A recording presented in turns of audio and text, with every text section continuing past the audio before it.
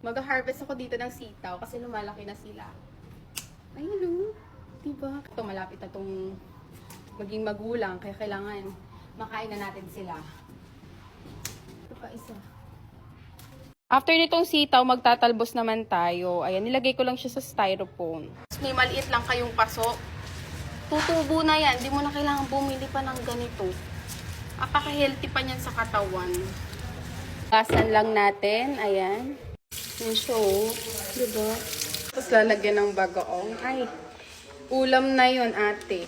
Huwag ka nang maghanap pa ng ibang ulam kasi sobrang sarap na nito. Tapos may okra ka. Kaya yung okra ko kasi walang tubo. Tanggalin lang natin yung pinakadulo nitong sa sitaw. Lalagyan natin ito. Ilagyan ko siya ng tubig kasi gagawin natin siyang tsaa. Tikman natin. Malutong. Ito yung tsaa na sinasabi ko. Chili garlic. Siyempre, pampaanghang. Kung hindi mo pa natatry yung chili garlic namin, bakit? Try mo na. Mainit din ha. Alam ko naman ako.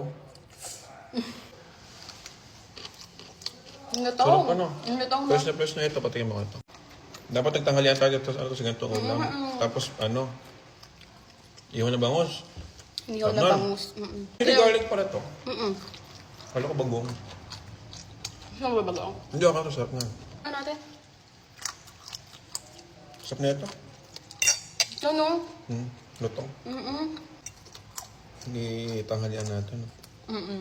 Bas ng kamote.